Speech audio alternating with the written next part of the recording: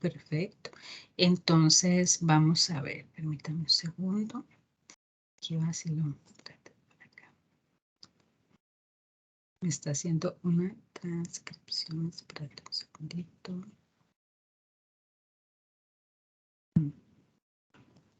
Voy a poner, creo que ya la puse a grabar. Ahí volvió Katia ya. Listo. Ok. Es que verás que vacilo me está dando transcribir lo que estoy diciendo, pero me lo está transcribiendo en inglés. Y yo que sepa, no estoy hablando en inglés. Permítame un segundito ahí. Qué vacilo. Vamos a ver, permítame. Detener. Acá.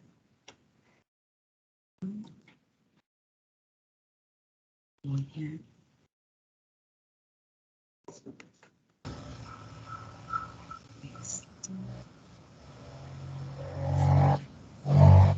Ahora sí. Ahora sí. Estoy grabando acá la sesión. Katia, le decía yo a Ivania que si tienen alguna pregunta, algo que ustedes consideren importante, retomar del capítulo 1 y 2, o si ustedes prefieren que yo vaya desarrollando un poquitito esta presentación que les preparé, ustedes ordenan y yo me ajusto. ¿No se escucha, Katia? Active el micrófono. Yo de repente la escucho muy bajito, casi no la escucho. Qué horror. Ok. Permítame un segundo. Ivania, ¿usted sí me escucha bien? Perfecto. Ok. Puede ser, Katia, revisemos el volumen de la computadora. Está Al máximo. Es que puede ser un asunto de conectividad también. Ya yo estoy acá al 100 de mi computadora. Voy a tener que salir y volver a entrar. Vaya, yo la espero. No se me estrese, que todo en esta vida tiene posibilidad de mejora. Tranquila. Gracias. Tranquila, no se me angustie.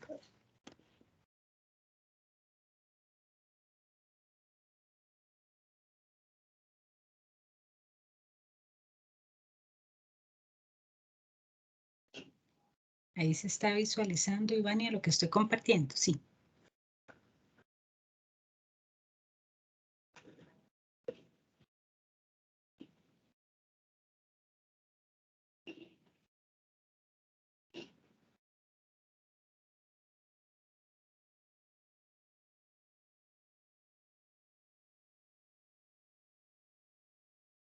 Perfecto, Ivania, muchísimas gracias. Ahora sí, Katia, ¿me escucha? Perfecto. Listo. Voy a darle un toquecito. Ivania, Katia, una pregunta. ¿Qué prefiere? ¿Que yo vaya desarrollando esta presentación que les preparé o ustedes prefieren hacerme preguntas? Ustedes me indican y yo me ajusto. Bueno, en mi caso me gustaría que desarrollara la presentación porque, digamos, hay mucha información, hay demasiados conceptos, hay demasiados filósofos que hay que estudiar y otros que hay que recordar que vimos de cuando recibimos pedagogía. Ajá. Entonces, al menos en mi caso me gustaría que se desarrollara para un mejor entendimiento y así, mira, eso lo leí aquí, así era el asunto. Ok, perfecto. Entonces voy desarrollando y cualquier cosa ustedes meten la cuchara, ¿les parece? Para que sea un poquito más dinámico. Sí, señorita. Perfecto. Esta tutoría lo que vamos a desarrollar y abordar es el capítulo 1 y 2 de la guía didáctica que ustedes tienen para el curso, ¿verdad? Entonces, por lo tanto, vamos a ir aclarando ciertos términos que nosotros como docentes o futuros docentes los vamos a utilizar día a día y la gente los utiliza en cotidiano y a veces no lo utilizamos con la mayor exactitud posible. Y nosotros como futuros profesionales en el área de educación tenemos que saber exactamente a qué se refieren los médicos. En el libro propiamente Carrera señala que los capítulos lo que van a hacer es un abordaje conceptual, es decir, van a definir y vamos a poner, como se dice popularmente, los puntos sobre las IES en ciertos términos, como cuáles, como teoría, como educación, como filosofía y como ciencia. Y vamos a ir yo fui preparando como un poco en lo que señalaban ahora, ¿verdad? Ir como aterrizando esos conceptos primordiales para poder sacarle la riqueza al contenido de los capítulos. Carrera señala en el libro, teoría la define de la siguiente manera: como un sistema de conocimientos, un saber sistematizado, es decir, es un saber que está ordenado. La teoría implica una vinculación necesaria entre la práctica y la teoría, ¿verdad? No solamente que se va de un lado, sino que es como la fusión de ambas.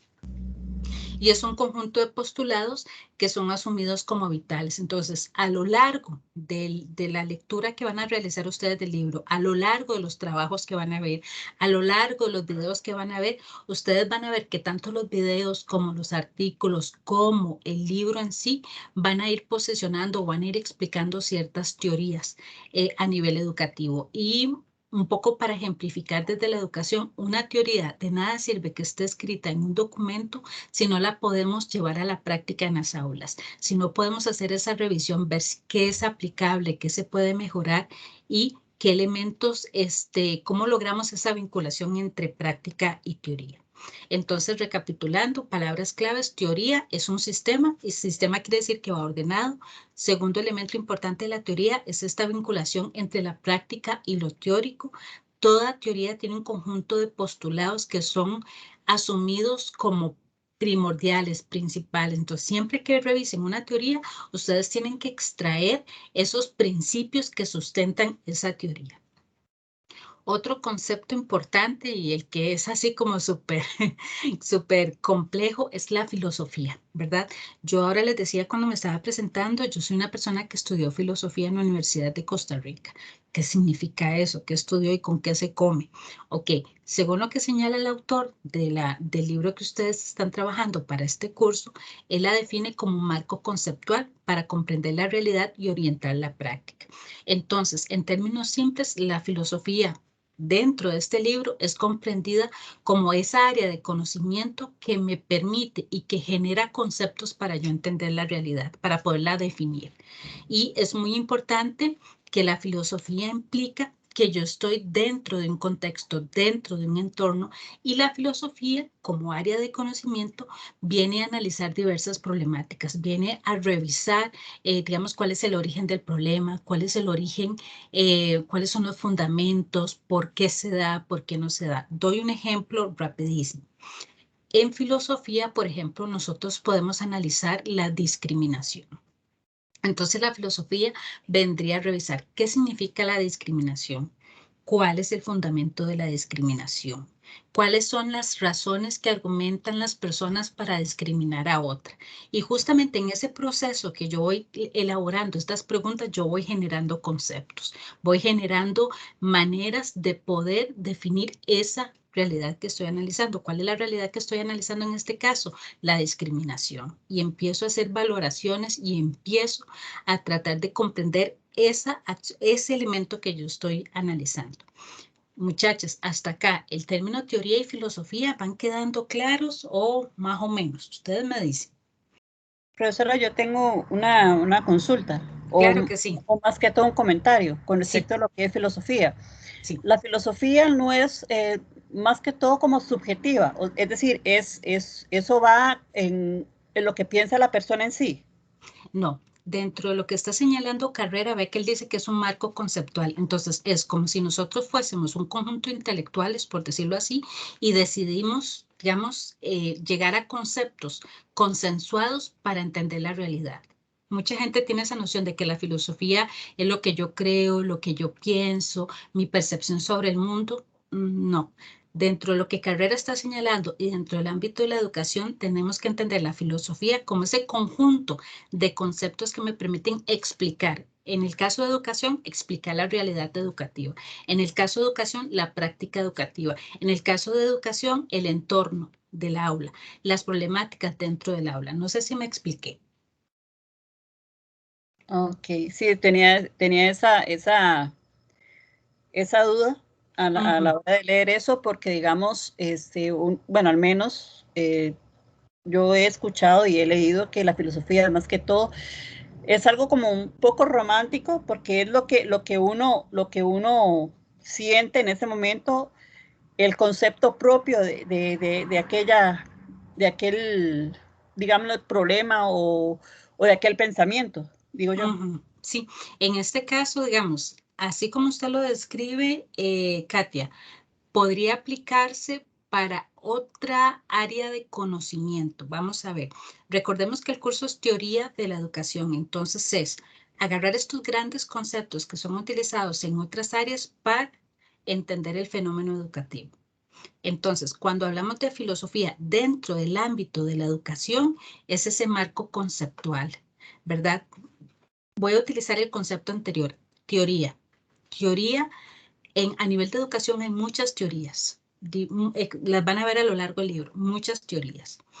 ¿Qué viene a aportar la filosofía? La filosofía le aporta a la teoría esos conceptos que vamos a utilizar. Por ejemplo, digo una palabreja, epistemología. ¿Han escuchado ese término? Eh, Que no sea de los Lelutier, ¿verdad? Pero sí, epistemología. no, suena interesante. Ok, suena bastante interesante. Ese concepto que estoy utilizando es obra de la filosofía. La filosofía construyó ese concepto, ¿verdad? Y en términos simples, ese concepto de epistemología lo que refiere es cómo nosotros aprendemos, ¿verdad? Entonces, para definir ese fenómeno de cómo aprendemos, la filosofía construyó la palabra epistemología. La palabra epistemología es tomada por alguna teoría y va construyendo conocimientos a partir de ellos. No sé si me expliqué ahora sí. Katia me indica, Ivania me indica, Diego me indica. Ahora sí. Okay. Adelante, Ivania. No, profe, que ahora sí ya estoy entendiendo un poco más la materia. Ah, ok, perfecto. Muy bien. Diego, ¿sí me escucha bien? Me indica aunque sea levantando un dedito. Ok. Si me ven que estoy volviendo a ver otro lado, es que por un lado tengo la presentación y por otro los tengo a ustedes para estar pendiente de sus reacciones y de todo lo demás. Muy bien, entonces ya recapitulando la teoría, palabras claves, un sistema, vincula la práctica con la teoría y tiene un conjunto de postulados. La filosofía, palabras claves, un marco conceptual, es decir, un conjunto de conceptos que me van a permitir entender una realidad y orientar lo que yo voy a hacer en esa realidad. Implica posicionarse, o sea, tomar una postura ante esa realidad y analiza diversas problemáticas. Con respecto a la ciencia, ¿verdad? Es un conjunto de conocimientos objetivos recopilados por medio del famoso método científico. Ustedes se acordarán de eso de la escuela. Y lo que busca la ciencia es interpretar la realidad, pero a partir de la comprobación. Podríamos decir, a grosso modo, y espero que Carrera no me mate por lo que voy a decir, digamos que la teoría y la filosofía, digamos que no tiene esa base empírica, eso que yo voy a constatar, voy a verificar, voy a medir, que todo lo que están en esos postulados de la teoría y todos esos conceptos son verídicos absolutamente. La que se encarga de eso es la ciencia. Entonces la ciencia sí va a interpretar y sí va a comprobar. Voy a hacer un ejemplo. Ustedes han escuchado hablar sobre la filosofía Montessori. Sí, que es de dejar, que es dejar que el niño aprenda a su propio ritmo. Exacto. Entonces, la filosofía Montessori tiene un conjunto de principios, ¿verdad? Que sustentan esa visión de ver al niño que aprende, ¿verdad? La filosofía vino a aportar esos conceptos, ¿verdad? Para construir lo que implica el fenómeno Montessori. Digamos, el Montessori establece algo tan simple, por ejemplo, que todo lo que está alrededor del niño esté a su alcance. Entonces, por eso vemos mesas y sillas de cierto tamaño, los baños de cierto tamaño. ¿Por qué? Porque María Montessori sostenía que el niño, entre más posibilidades tenga de interactuar con el medio sin que este signifique una barrera, más rápido va a aprender, ¿verdad? Entonces vean que ahí estoy hablando de una teoría, estoy hablando de conceptos. ¿Qué pasa con la ciencia? ¿Cuál es la articulación acá?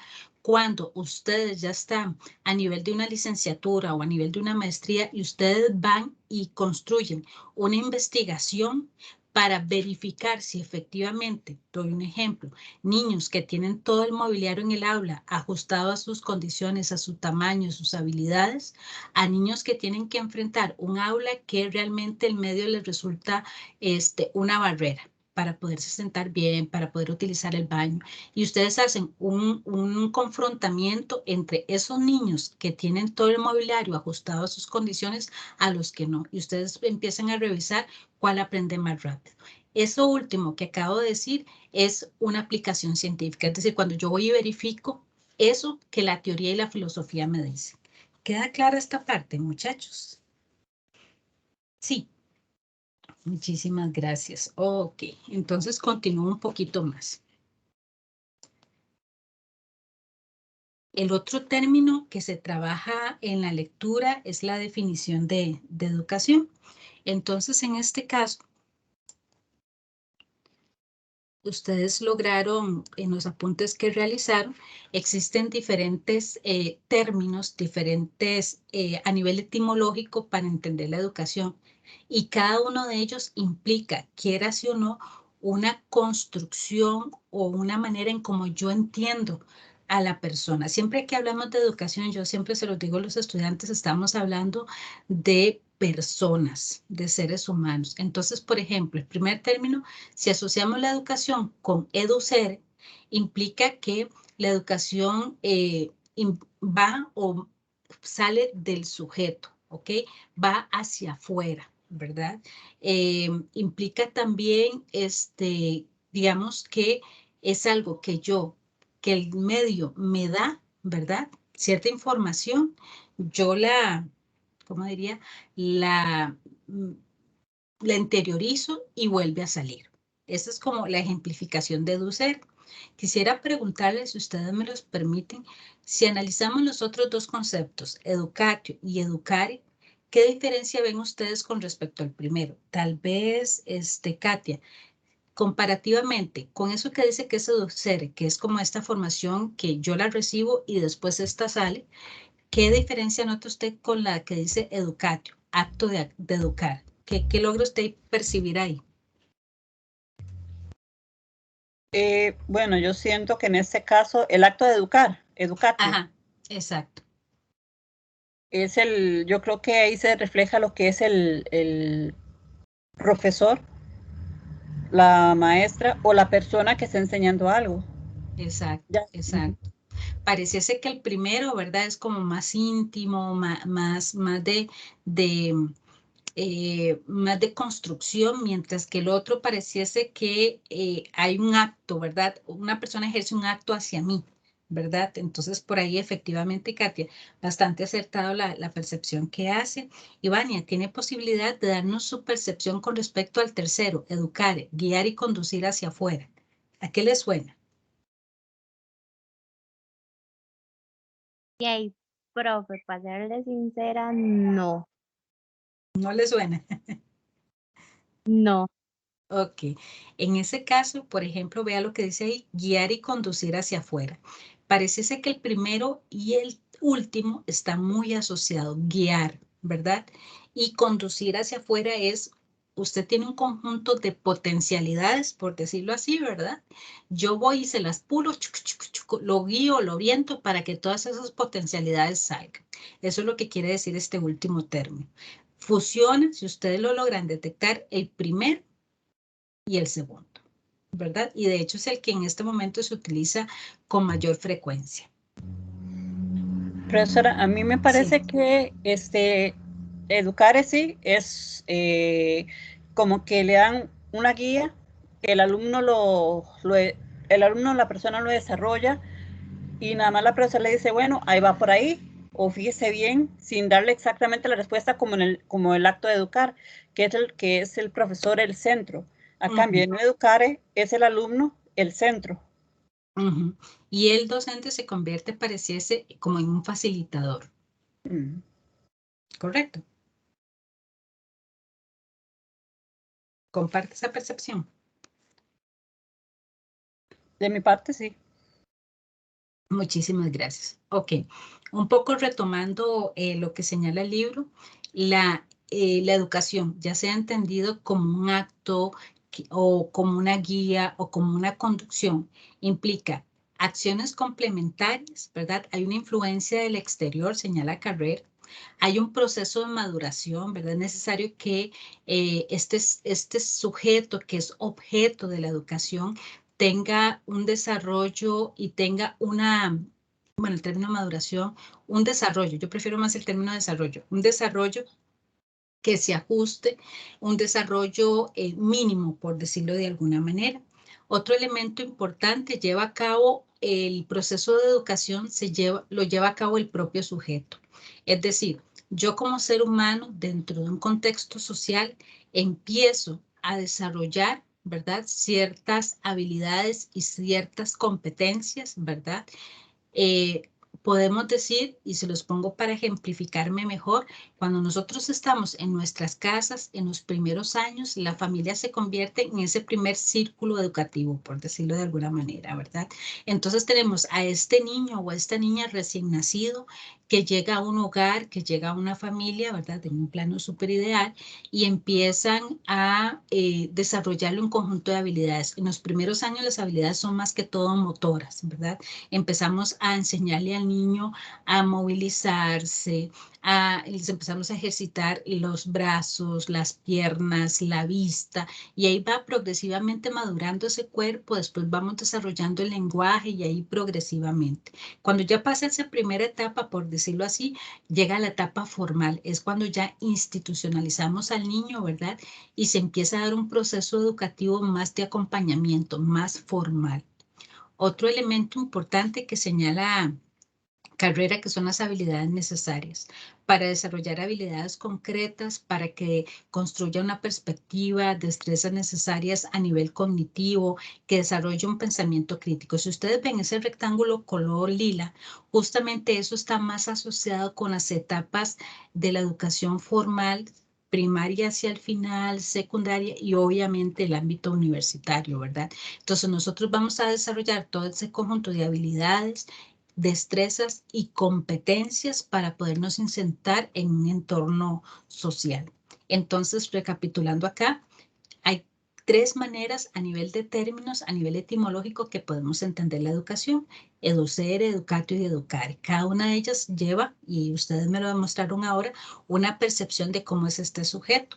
La educación implica el desarrollo de acciones complementarias que se pueden desarrollar en el primer círculo primario a nivel de familia, por ejemplo, o de entorno primario, y después hacemos progresivamente al desarrollo de habilidades, que en términos de educación formal lo podemos entender en primaria, secundaria y universidad. Y cada uno de esos ciclos, por decirlo de alguna manera, nos van a hacer desarrollar habilidades, nos van a desarrollar una perspectiva, vamos a adquirir unas destrezas y vamos a adquirir un espíritu crítico. Haciendo aquí un paréntesis, el año pasado, cuando se dio el informe del estado de la educación, señalan que justamente a raíz de la pandemia y a raíz de este apagón educativo, que así lo denominaron, ellos señalan que las generaciones van a tener un rezago que incluso en política, hace poco que salieron las elecciones, ¿verdad? A muchos candidatos y candidatas se les preguntó qué van a hacer en educación, ¿verdad? Porque pareciese que uno de estos elementos se rompió, se fracturó. Entonces los jóvenes o los niños y las niñas no tuvieron la capacidad de poder desarrollar esas habilidades. Sobre todo, quisiese que se pusiesen a pensar un poquitito el de la socialización, ¿verdad? Entonces, niños que empezaron a interactuar desde un computador, ¿verdad?, con los otros. Una interacción mediada por un aparato en donde no se encendían las cámaras. Otro elemento importante, ¿verdad? Señalaban ahora a principio de clases que los niños tenían que retomar sus rutinas, aquellos que lograron construir una rutina, ¿verdad? Porque tenemos 2 años de pandemia y hay niños que no han sido institucionalizados o fueron institucionalizados, cayó la pandemia y no pudieron desarrollar esas habilidades primarias, por ejemplo, en el preescolar. Entonces, justamente vemos acá un ejemplo, ¿verdad?, de lo que Carrera señala con respecto a la definición de educación. Si ustedes tienen algún comentario, adelante. Otro concepto que que voy a abordar así rápidamente está relacionado con la definición de filosofía y va mucho en el sentido que señalaba Katia, ¿verdad? Es reconstruir y redefinir este concepto para nosotros sin perder de perspectiva que estamos analizando desde el ámbito de la educación. Entonces, número 1, palabras claves. La definición de filosofía la vamos a asociar con un saber general sobre las causas y los principios de algo que yo esté analizando, de esa realidad que me resulta no cognoscible. La filosofía va a ayudar a que yo lo conozca, estableciendo cuáles son las causas de eso que yo quiero conocer y tratando de encontrar cuáles son sus principios. Entonces, la filosofía como área de conocimiento va a analizar fenómenos de carácter social, de carácter político, de carácter ideológico, va a establecer sus causas, va a establecer cuáles son los posibles efectos. También la filosofía como área del conocimiento ayuda al ser humano a desarrollar un saber crítico. ¿Por qué crítico? Porque en el momento en que yo me pregunto por qué existe el racismo, inmediatamente desde el simple hecho de que yo me lo esté preguntando, quiere decir que yo estoy estableciendo que eso que está ocurriendo no es adecuado. Y empiezo a revisar cuáles son las causas del racismo y empiezo a analizar cuáles son los efectos. Y a partir de ese ejercicio yo empiezo a establecer posiciones personales. Por eso tal vez es que Katia hablaba de que es un asunto personal. Es personal en cuanto yo desarrollo un saber crítico y este es el valor que tiene la filosofía dentro del ámbito de la educación, ¿verdad? A nivel operativo. Se establece, y una de las razones por las cuales filosofía está en el currículum de la educación pública es justamente porque lleva a que el estudiante desarrolle ese saber crítico, que el estudiante se cuestione sobre ciertos fenómenos, sobre ciertas causas y que indague y que investigue y que a partir de ahí establezca una posición. La filosofía también brinda herramientas conceptuales para comprender los procesos educativos. Sigo avanzando. Cualquier cosa, ustedes participen cuando lo tienen a bien. Voy bien, voy muy rápido. Ustedes me dicen si necesitan más ejemplos en algún punto. El otro concepto que se trabaja a lo largo del capítulo es la ciencia, ¿verdad? Que como habíamos dicho hace unos minutitos atrás, está asociada con un sistema y con un método. Entonces la ciencia es un conjunto de conocimientos producto de la investigación. Entonces, por eso es tan rico leer las tesis de licenciatura o maestría o doctorado en el área de educación, porque es cuando uno realmente ve cómo el estudiante se apropia de teoría, de conceptos, cómo los utiliza, cómo le ayudan a comprender su ejercicio docente. Entonces, la ciencia, cuando yo hago estos procesos de investigación, permiten que yo me apropie de esas teorías y de esa visión filosófica del fenómeno educativo. La ciencia tiene criterios establecidos, histórico-culturales. Por ejemplo, ustedes recordarán que en un tiempo de la historia de la humanidad se dijo que la Tierra era plana. Y se chorreó tinta sobre eso y se dijo que eso era científico. Conforme el conocimiento humano fue evolucionando, nos dimos cuenta que la Tierra no era plana, sino que era una esfera, etcétera. Entonces, justamente en ese proceso de investigación y de apropiación es que la ciencia va evolucionando y siempre la ciencia va a estar marcada por la visión que tengan las personas en ese periodo histórico, por la visión cultural que tengan las personas en ese periodo histórico. ¿Por qué cultural? Doy un ejemplo. En el periodo medieval, la ciencia no evolucionó al ritmo que tenía que evolucionar porque la religión puso ciertas trabas para el desarrollo de la ciencia. Entonces, por eso es que Carrera hace escribe en ese apartado del capítulo ese elemento. Entonces la ciencia lo que busca es entender y posicionar la realidad. La ciencia tiene un conocimiento, como lo dijimos hace un rato, obtenido de la experiencia y la observación, por eso se habla de investigación. Y la ciencia lo que busca es generar instrumentos para medir esa realidad a partir de un conjunto de pasos metodológicos. Entonces, la ciencia busca conocimientos que sean verificables y siempre va a investigar las causas y los efectos de los fenómenos. ¿Cómo? Midiéndolos y estableciendo una metodología para poderlos medir. No sé si acá tienen algún comentario o pueden brindarme un ejemplo. Igual podría ser.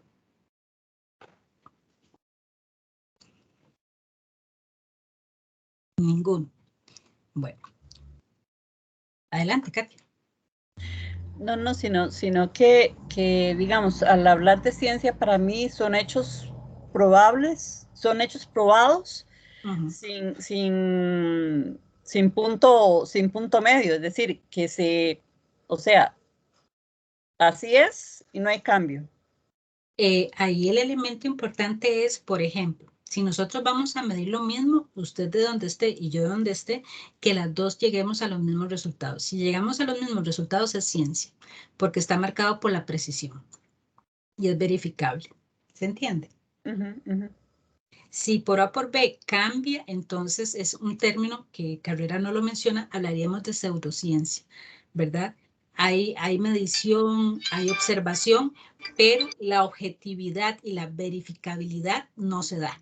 Entonces, dentro de lo que Carrera está señalando, dejaría en cierta forma de ser ciencia. Ok. Entendido. Ok, perfecto. Vamos a avanzar un poquitito más y aquí ya nos vamos a adentrar a esas palabras que a todos los que estudiamos educación nos encantan, por lo menos a mí me encantan, ¿verdad? Que es el término pedagogía que ahora Katia señalaba, ¿verdad? Que ustedes ya llevaron los del área de educación siempre llevamos ese curso, ¿verdad? El de didáctica, el de andragogía y el de currículum. Regularmente a la gente le encanta el de pedagogía, el de didáctica, el de andragogía es si a mí me gusta trabajar con adultos y a casi nadie le gusta lo curricular, pero curiosamente a mí me encantan todos esos. Entonces, vamos a profundizar y vamos a revisar, ¿verdad? Un poquitito lo que Carrera señala como pedagogía. Entonces, yo no sé si Ivania, usted me puede leer el primer recuadro, por favor, si su dispositivo se lo permite. Sería definición. Sí, señorita. Fundamentación de actividad de la enseñanza. Interpretar, definir y ordenar la práctica educativa. Muchísimas gracias, Ivania. Justamente eso es, ¿verdad? La pedagogía es esa parte de la educación en donde, como decíamos hace un ratito, vamos a revisar el origen de la actividad de la enseñanza, o sea, cómo estoy entendiendo yo la enseñanza, cómo percibo yo a esa persona que genera esta actividad. Y como dice la segunda frase, la pedagogía nos va a permitir interpretar, definir y ordenar la práctica educativa. Entonces nos va a entregar todos esos insumos, todos esos conceptos para que yo interprete lo que está ocurriendo en el aula, para que yo le pueda definir, por ejemplo, a Katia, vea Katia, en el aula me está ocurriendo esto y esto y esto, y por lo tanto yo voy a orientar el proceso de enseñanza por acá. Eso que acabo de decir es la pedagogía la que me da esos insumos. Katia, ¿me podría ayudar con el segundo recuadrito, por favor, el que dice características? Características: sistemático, coyuntura histórica, política y cultural. Correcto. La pedagogía, y ustedes lo van a ver a lo largo del libro o recordarán del curso de pedagogía, que dependiendo del periodo histórico en el cual yo revise, ¿verdad? En el desarrollo de la educación, se va a percibir la actividad de enseñanza se va a definir de una manera, ¿verdad? Doy un ejemplo. Cuando yo estudiaba educación, las profesoras nos narraban de que había una frase que marcó todo el desarrollo educativo del país, que decía, voy a ver si la puedo reproducir casi textual, la letra con sangre entra. ¿Qué les dice esa frase?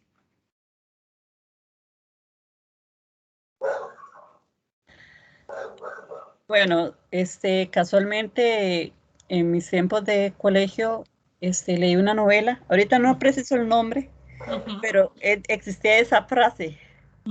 El profesor, el maestro decía, la letra con sangre entra. Y cuando no, el asunto era que cuando no recitaban la lección correctamente, le daban Una regla. con la regla o lo sentaban en algo de piedra o chapas o algo así. Exacto. Entonces, curiosamente, ¿verdad? Si utilizamos ese ejemplo que nos acaba de dar Katia, si yo voy y reviso esa práctica, ¿verdad? Esa actividad, yo primero preguntaría, ¿cómo se está dando la enseñanza ahí? ¿Verdad? ¿En qué periodo histórico estamos? ¿Cómo se percibe este alumno, verdad? Y a nivel fuera, por decirlo así, alrededor de la escuela, política y culturalmente, ¿cuál era la percepción que había, verdad? Entonces, por eso la pedagogía nos permite. Característica número 1, es un sistema, es decir, es un conjunto de principios ordenados que responden a un periodo histórico. ¿Por qué? Porque tienen una noción, tienen construido cuál es el ideal de sociedad que queremos ser. Entonces responde a un periodo histórico, a una visión política y cultural. Y obviamente si estamos hablando de que ya se me olvidó, la letra con sangre entra, esto quiere decir que en cierta forma la percepción que se tenía de ese sujeto no era como lo manejamos hoy en día, ¿verdad? No era un sujeto objeto de derechos. Ahí no había ningún derecho, nada más le daban el reglazo y ya, y aguanta, ¿verdad? Entonces, hoy en día sabemos que la visión pedagógica de la enseñanza es distinta. Hoy se habla, por ejemplo, de que la enseñanza tiene que ser lúdica, que tiene que ser atractiva, que tiene que ser, que tiene que significar algo para el estudiante, porque si no, no se va a dar el proceso, etc. Esos ya son evoluciones. Y el tercero, el de aportes, la pedagogía nos brinda nociones conceptuales necesarias para realizar nuestra labor educativa. Entonces, yo siempre a los estudiantes les he dicho, un profesional en el área de educación que tenga claro los principios de lo que le permite ejercer profesionalmente la educación, es un profesional de alto nivel. Un profesional que no tenga claro los conceptos que dan origen a su ejercicio profesional no es un buen profesional. Por eso yo a veces me llama mucho la atención, sobre todo a nivel del área de educación, cuando hay universidades que sacan licenciados en menos de 8 meses. A uno se le para la peluca. ¿Por qué? Porque uno dice, bueno, ¿en qué momento esa persona pudo asimilar tantos conocimientos, sobre todo a nivel de educación, ¿verdad? Para poder ejercer la docencia. La docencia no se trata de que yo voy y recito lo que dice un libro. Yo creo y espero que ustedes vayan percibiendo que implica un proceso muchísimo más complejo, porque vean lo que dice la definición, ¿verdad? Interpretar, definir y ordenar. Yo creo que si yo agarro a esos profesionales graduados en 8 meses en el área de educación, no me pueden ni interpretar, ni definir, ni ordenar lo que hacen en el aula, porque lo que hacen es reproducir. Entonces, por ahí es como, perdón, no lo puedo evitar, es una crítica al sistema. Ok, continúo por acá. Esta cita no la tomé de carrera, pero me gustó muchísimo, ¿verdad? Cuando les estaba preparando la presentación, la tomé de este diccionario de educación. De hecho, es bastante rico. Y cuando me di a la tarea de buscar otra definición de pedagogía, me encontré esta brindada por Durkheim. Durkheim es el padre de la sociología. Y él la define de la siguiente manera: consiste en teorías que explican las formas de concebir la educación y no las maneras de practicarla. Entonces, me encantó el término concebir la educación, porque yo creo que dependiendo de cómo yo entienda la educación, así la voy a ejercer. Lo digo rápidamente. Si yo visualizo la educación como un medio por el cual las personas pueden cambiar su condición social, por ejemplo, pasar de una pobreza extrema a una mejor calidad de vida, según Durkheim, eso se va a plasmar en cómo yo voy a ejercer mi profesión. Si yo concibo la educación como nada más un proceso en donde las personas reproducen contenido, eso se va a plasmar en cómo yo ejerzo mi profesión. No sé si acá tendrán un comentario Diego, Katia o Iván. ¿Qué les parece esta definición? Con permiso. Adelante, Diego. Gracias. Sí, me parece muy apropiada. Es la primera vez que la escucho. Y sí, de verdad que es más, es muy realista, es muy realista. Porque pienso que va sujeto también al entorno de la personalidad del docente, ¿verdad? Entonces, pienso que es muy realista, me gusta mucho. Muchísimas gracias, Diego. Katia, Ivania, no sé si tendrán alguna otra comentario.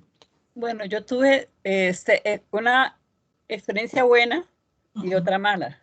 Ah, ok. Vamos a empezar con la mala. Y las dos fueron con los profesores de matemáticas, ¿verdad? Yo pienso que con la mala, el profesor, yo tenía una duda y yo, profesor, no entendí esta parte. Está en el libro. Leo del libro. Ok, yo me quedé así. Y la profesora, años después, que entré al colegio, una profesora de matemáticas igual. Profesora, ¿se entendieron, muchachos? Yo, no. Y la profesora me tuvo que explicar 6 veces, sin mentirle, 6 veces hasta que la entendí, ¿verdad? Entonces, uno, para mí,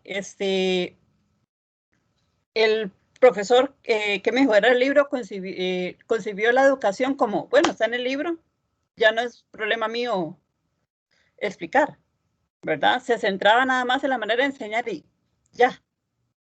A cambio, la otra profesora la concibió ya como educadora, como formadora, con aquella mística de educación que dice, bueno, puchica, mi deber es que los alumnos entiendan ese punto, ¿verdad? Entonces, para mí, no sé si el ejemplo es correcto, pero eso es lo que yo percibo y siento, ¿verdad? Que uno concibió la educación como un simple trabajo, ¿verdad? Que está en el libro, léanlo y ya. A que la otra, la otra profesora lo hizo con más mística, como compasión y bueno, tengo que dar la lección bien para que mis muchachos entiendan. No sé si es correcta el ejemplo, pero eso es lo que yo percibo y siento.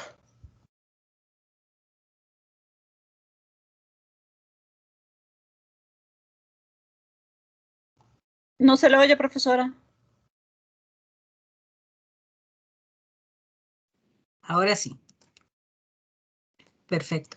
Justamente, Katia, si nosotros tuviésemos la oportunidad de hablar con esta profesora, establecer una historia de vida, generar un proceso sistemático de investigación sobre todas las prácticas que ella generó en el aula, probablemente nosotros encontremos una teoría que explique lo que ella hizo a nivel pedagógico y podamos fundamentarle y argumentar, decir, la profesora X implementó a lo largo de su ejercicio profesional tal teoría y tuvo estos resultados. Ese es el ejercicio que se hace en ámbitos de investigación educativa, ¿verdad? Entonces, justamente por eso esta definición me pareció interesante, ¿verdad? La pedagogía va a ser y consiste en esas teorías que me van a permitir a mí filtrar, por decirlo de alguna manera, cómo se entiende la educación. Y muchísimas gracias por el ejemplo. No sé si Vania podría aportar o seguimos adelante. Vania, me dice. Digamos, profe. Gracias. Ok, tenemos esta otra definición de didáctica que sí está tomada del libro directamente y lo que hice fue como sintetizarla con la finalidad de poderles colaborar en ese sentido que decía Katia, ¿verdad? A veces uno como estudiante se hunde, ¿verdad? O se enreda en tanta definición del libro. Número 1, didáctica, conjunto de estrategias. Ven que esto tiene que ver con la parte práctica de la educación. La otra es más a nivel teórico, la pedagogía, mientras que la didáctica es con la parte práctica, lo que ocurre en el aula. Entonces, un conjunto de estrategias que se utilizan en el aula para garantizar la asimilación de saberes. Entonces, utilizando el ejemplo que me dio Katia, si yo lograse revisar las estrategias que utilizó esta profesora para que sus estudiantes aprendieran mejor y las logro y voy sistematizándolas y voy diciendo, en el año 2020 aplicó estas, en el 2021 estas y los productos que obtuvo fueron estas. Entonces, al revisar las estrategias de lo que ella hacía en el aula para que sus estudiantes aprendan, estoy hablando de didáctica. Características están relacionadas con la mediación pedagógica, es decir, la interacción entre el docente, el contenido y el estudiante. Revisa el quehacer de los docentes, ¿verdad? Utilizando el ejemplo de Katia, y lo que busca son procesos de análisis y estudios para ver si esas estrategias están relacionadas con alguna teoría educativa, con algún postulado o con algún modelo pedagógico. Aportes de la didáctica. Da una visión amplia del proceso educativo, permite confrontar nociones conceptuales con la realidad educativa. Por ejemplo, a nosotros siempre se nos ha hablado mucho del constructivismo. ¿verdad? Y se nos dice, vea, en el aula usted tiene que generar estrategias constructivistas.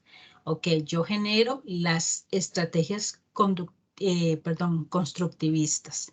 ¿Realmente estas ayudan a la asimilación de saberes o no? Ese es el trabajo que yo tengo que hacer. No sé si ustedes consideran, si cuando digo constructivismo todos estamos entendiendo lo mismo. ¿Qué es constructivismo? ¿Qué dirían ustedes? ¿Qué les suena? La manera en que el profesor, como dice la palabra, construye la educación, haciendo anclajes, poniendo pequeños blogs de temas que al final hacen una casa, un conjunto. Justamente en este momento, eso es lo que yo estoy aplicando, ¿verdad? Yo parto del principio de que ustedes tienen conocimiento, producto de la experiencia, producto de la formación que ya llevan, y estoy construyendo andamiajes. Eso es lo que está señalando Katia. A partir de lo que ustedes saben y lo que yo sé, vamos uniendo esos dos elementos, creando una plataforma para evolucionar en el conocimiento. Entonces, ¿por qué estoy utilizando este ejemplo? Porque, digamos, bueno, la UNED no me lo permitiría, ¿verdad? Por el modelo pedagógico de la UNED, pero si yo pudiese darle seguimiento a ustedes, ¿verdad? Y ver si realmente esta forma de enseñar, acercándome a ustedes a partir de lo que ustedes saben, permite la asimilación de saberes. En este momento no lo puedo medir, estoy haciendo un voto de confianza, ¿verdad? Pero técnicamente debería existir esa posibilidad que el docente pueda verificar y que no agarre las teorías porque así lo mandó el ministerio, sino que agarre esas teorías, las lleve al aula, vean a ver si sirven o si no sirven.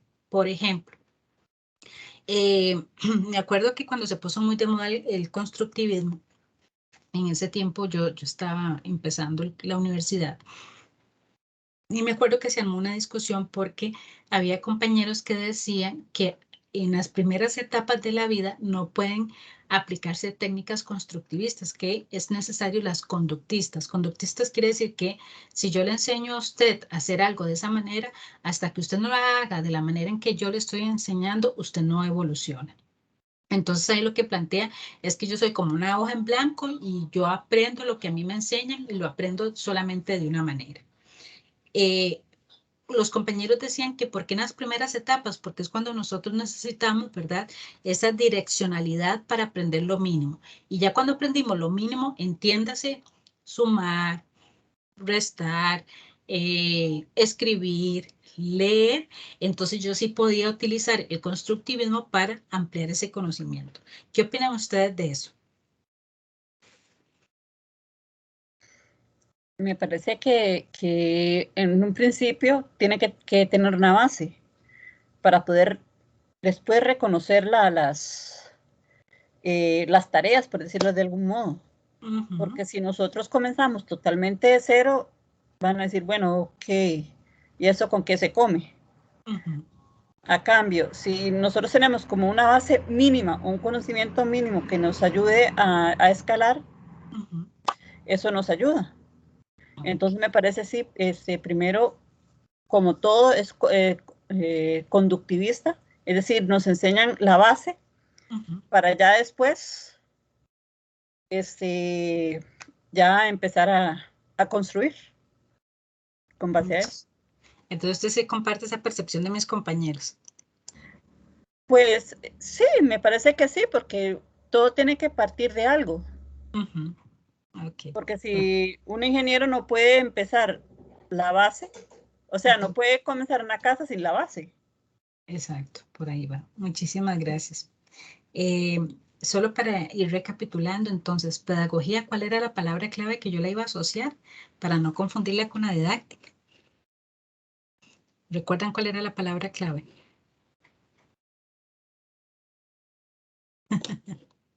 No pela los ojos, Katia. Ok, me devuelvo acá un segundito a la definición de carrera.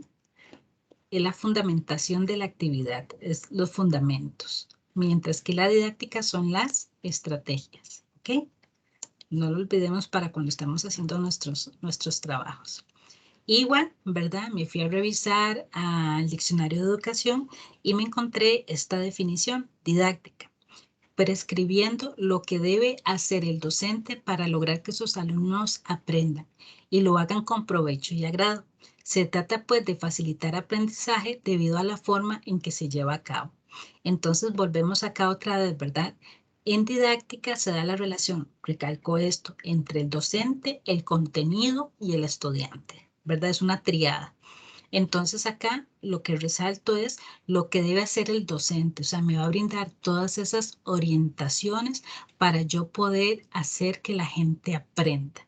Yo me acuerdo que cuando yo me gradué, perdón por ser tan honesta, en filosofía, y me asignaron el primer colegio que tenía que ir a trabajar, mi primera pregunta fue: ¿cómo enseño filosofía? Ya me había graduado, pero yo, ¿y ahora? ¿Verdad? Entonces, la universidad realmente nos da como nos certifica, ¿verdad? Como docentes, pero yo siempre he dicho que es en esa interacción en el aula donde usted va adquiriendo sus propias, ¿cómo decirlo? Como sus propios toques, por decirlo de alguna manera, para lograr que los estudiantes aprendan. Entonces, ese ejercicio, ¿verdad? La educación, las ciencias de la educación me lo dan, pero también yo creo, y tal vez aquí cometí el error de no resaltar, que cuando estamos en el aula y vamos siendo críticos con nosotros mismos como docentes, vamos generando que lo hagan con provecho y agrado. Entonces aquí la didáctica siempre va a estar relacionada entre el contenido, el docente y el estudiante. Es un elemento importante y refiere a estrategias, a la parte operativa de los procesos.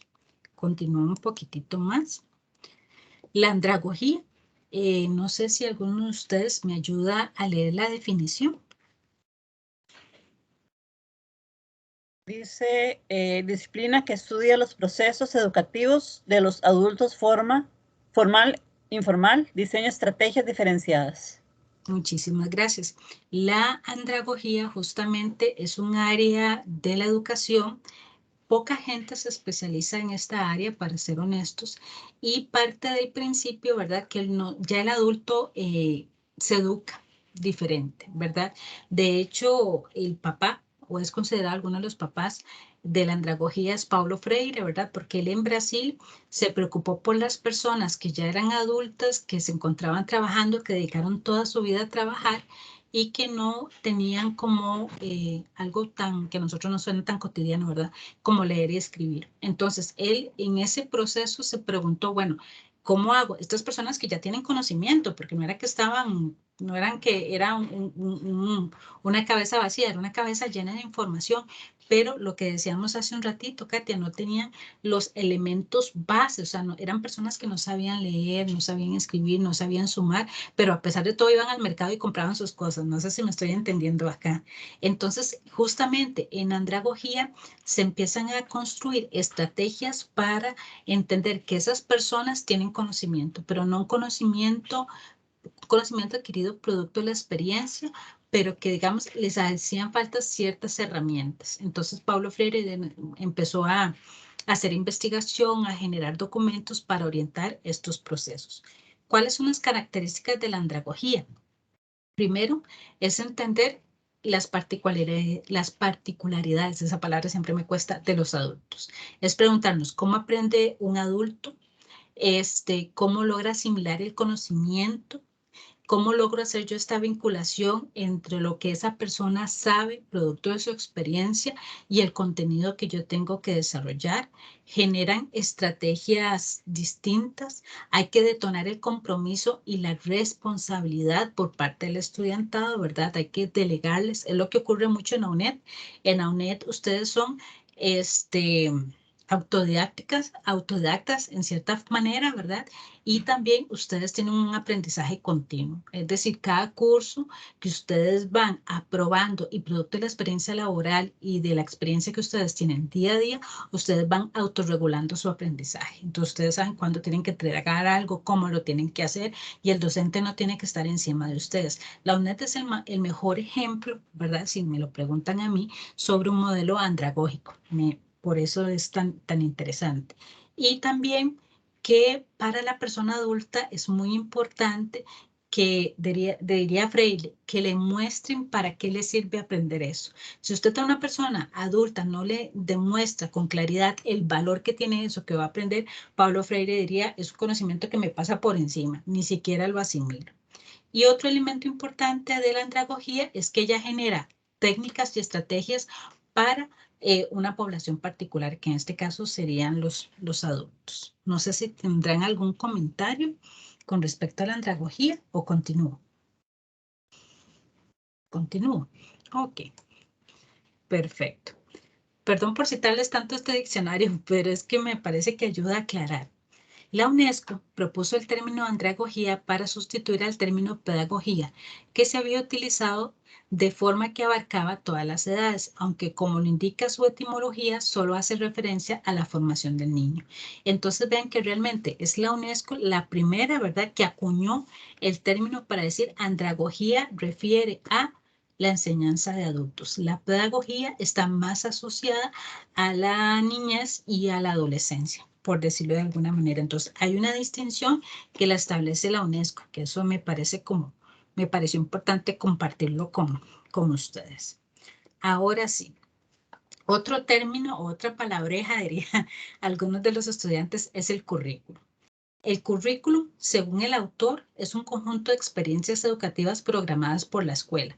En ese caso, hagamos el término un poquito más amplio, ¿verdad?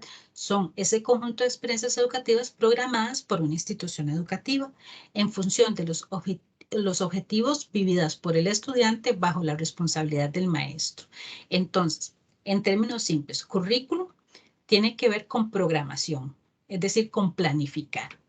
Y esa planificación va a estar de la mano de los objetivos, de ciertos objetivos que son establecidos por la institución que el estudiante tiene que alcanzar. Y esa responsabilidad va a estar sobre nuestros hombros. Entonces el currículum tiene que ver con esa parte de planificación, de alcanzar objetivos, y el que es el responsable de ese proceso va a ser el maestro, según Carrera. En ese diccionario que les mencioné hace un ratito, también me fui a revisar un poquitito términos, ¿verdad? Para poder contextualizar mejor el término. Entonces, Ivania, no sé si tienes la posibilidad, ya se nos sumó Eileen también. Ivania, ¿tiene la posibilidad de leerme este primer recuadro, el que está encima del dibujito? El currículo como normativa oficial es el documento que explicita el conjunto de decisiones adoptadas por un país y sus diferentes jurisdicciones Ajá. hacen la ley de educación. Correcto. Entonces, acá lo que quiere señalar el diccionario de educación es que el país, por decirlo de alguna manera, establece, ¿verdad?, hacia dónde va la educación. Entonces, tenemos un conjunto de normas, ¿verdad?, de leyes, inclusive nosotros tenemos la Ley Fundamental de Educación, de hecho, la que va a decir: en educación preescolar, esto es lo que se tiene que alcanzar. En educación primaria, esto es lo que se va a alcanzar. En educación secundaria, esto. Y en educación universitaria, esto. Entonces, tampoco es que la educación valga garete, ¿verdad? Como uno cree cuando es chiquitillo, ¿verdad? Sino que la educación está sustentada en un conjunto, en un cuerpo jurídico, ¿verdad?, bastante robusto. De hecho, en Costa Rica, a pesar de lo que digan y con lo que yo he comparado y he leído, nuestro sistema educativo es de primera. O sea, tenemos un marco legal, jurídico impresionante, que imagínense ustedes, yo soy vieja, pero no tan vieja, desde 1957 existe. Y si yo agarro la Ley Fundamental de Educación y tuviese la capacidad económica, política, de llevarlo a su máxima expresión, no habría necesario ninguna reforma educativa. Por lo menos esa es mi percepción, ¿verdad? Entonces, currículum, volvemos otra vez, es un conjunto de normas oficiales. Y estas normas oficiales son las que van a dotar de racionalidad y objetividad el proceso educativo. Vamos a ver, Diego, no sé si tienes la posibilidad, si no puede, tranquilo, de leerme la parte que está abajito de la imagen. No sé si el dispositivo se lo permite. Ya casi me cambio a una tablet. Ahorita estoy con un celular muy chiquitico, entonces miras que sí me cuesta un poquito. Perfecto, Diego. Gracias por la honestidad. No hay problema. Kat, no se preocupe, Katia, usted puede. Dice, expresa el conjunto de decisiones tomadas por el equipo docente de una institución escolar, adaptando las prescripciones y disposiciones legales de la política educativa a la situación concreta de cada centro educativo y articulando los contenidos, la secuencia y temporalización. Esto se los puse con una intención. Con lo que Vania nos leyó al principio podríamos hablar, voy a utilizar el término de macro currículum, ¿verdad? Es la parte oficial, la gruesa en la que todo el país la sigue. Pero por dicha nuestras instituciones educativas y el cuerpo docente y el profesional del área de educación tienen la posibilidad, tal y como lo señala lo que está resaltado en amarillo, de adaptarse. Entonces, en ese proceso de adaptación, ¿verdad? Podemos hablar del mesocurrículum, que es ese proceso a nivel institucional. Entonces, son como niveles curriculares. Tenemos el macrocurrículum, el mesocurrículum, que es donde la institución adapta eso que el Estado me está diciendo, y el microcurrículum es lo que ocurre directamente en el aula, de esa interacción del estudiante y el docente en el aula. No sé si acá quedó esta parte clara o creen que tengo que volverla a explicar. Ustedes me indican. ¿Quedó clarita? Como el agua sucia, decía mi mamá. Bueno, o sea, para ver si yo si lo entendí bien. Sí. El currículum, o sea, en general es lo que es el documento oficial que nos da de los temas que tenemos que enseñar. Sí, sí. Correcto. Entonces, cada institución lo adapta a la clase. Exacto, al tipo de institución, ¿verdad? Ojo ahí. Y después lo ajustamos al aula. Por eso se habla de adecuaciones curriculares, ¿verdad? Entonces ahí es lo que yo le estoy diciendo, el microcurrículum. Digamos, por ejemplo, si yo tengo una institución técnica, por decirlo así, ¿verdad? Entonces yo ajustaré el currículum oficial a la parte de educación técnica. Si tengo un colegio académico, entonces lo ajusto y así progresivamente. Pero siempre a nivel, lo decimos, digámoslo a nivel de instituciones, el ministerio, bueno, el Estado tiene un conjunto de normas para regular la educación. El ministerio, digamos, empieza a bajar esas normas y va diciendo, vea, esta institución de este tipo, esto es lo que tiene que hacer, esta, y así progresivamente. Cuando llegan a la institución las revisa y los ajusta. Y cuando ya las ajusta, el educador llega al aula y las ajusta todavía más para que realmente el proceso de aprendizaje se dé. Porque realmente a veces, lo digo mal para ejemplificar, a veces los curriculistas hacemos las propuestas desde el escritorio, pero no estamos en el aula. Entonces es darle esa flexibilidad al proceso educativo, ¿verdad? Y que lo que decíamos hacia el principio es hacer que esa teoría se ajuste a la realidad y que se vuelva práctica. No es algo que yo tengo que cumplir sí o sí. O sea, no es una cuestión como los 10 mandamientos, ¿verdad? Que no hay posibilidad de cuestionar, sino que es esa flexibilización que yo tengo. Y eso solamente lo puede hacer, perdón por lo que voy a decir, aquel docente que es comprometido y que conoce su labor profesional. No cualquier docente podría hacer ese ajuste para que realmente detonar procesos de aprendizaje. De hecho, muy poquito lo hacen, para ser honesta. Entonces, no sé si hay que ampliar algo más con respecto al currículum. Les pido las disculpas por mis perritos, andan desatados hoy. Entonces, continúo un poquitito más por acá. Ok, vamos a revisar otro término que se trabaja, que es el de la teoría de la educación. De hecho, es lo que le da justificación a este curso. La teoría de la educación se concibe como una justificación teórica de las actividades prácticas del proceso educativo. Entonces, es justamente eso, es lo que ocurre en el aula, yo voy y lo observo, por decirlo de alguna manera, y eso que observo yo trato de argumentarlo desde la teoría, desde la pedagogía, desde la didáctica, desde el currículo. Entonces, en eso consiste. Entonces, la teoría de la educación es justamente eso, revisar qué es lo que se está dando en el proceso educativo según lo que señala el autor del libro que ustedes están trabajando. Voy a continuar por acá. estuve revisando, ¿verdad? Ya les dejé el diccionario de educación por aparte y me encontré este artículo, ¿verdad? Que ahorita se los muestro en la bibliografía que utilicé para montar esta presentación y señalan lo siguiente. La teoría de la educación en la parte superior de la imagen dice: constituye un conjunto sistemático de conocimientos que procurará la mejora de la práctica educativa mediante la proposición de normas de acción. Entonces, hace un ratito yo hablaba de las adecuaciones curriculares. Las adecuaciones curriculares, ¿verdad?, surgen producto de una revisión de lo que estaba ocurriendo en el aula. Cuando digo revisión, es que logramos detectar que habían estudiantes que no lograban los objetivos curriculares y como no lo lograban, entonces empezamos a generar, ¿cómo decirlo así?, mejoras. Entonces empezaba a cambiar ciertas estrategias, a generar nuevos instrumentos, a generar nuevas evaluaciones para que esa práctica educativa justamente cumpliese lo que tenía que cumplir. Entonces, cuando hablamos, perdón por utilizar el término, de adecuaciones curriculares, se supone que surgen producto de una reflexión y generamos con esas adecuaciones curriculares normas para seguir, para que esa persona logre lo que se necesita que logre según la visión curricular a la cual estamos apegados. Otro concepto acá importante, ¿verdad? Se ha de ocupar de la intervención pedagógica general, es decir, el objeto de indagación. Por intervención pedagógica era lo que yo les decía. Voy a dar un ejemplo que mi señor padre siempre decía. Él decía: es que ahora se hablan de adecuaciones curriculares y que no sé qué, y que el expediente. Y él decía, desde que yo estaba en la escuela, él se formó en Limón, educado en Limón, él decía, la profesora desde el día 1 hizo adecuación curricular y no necesitó ningún expediente, ¿verdad?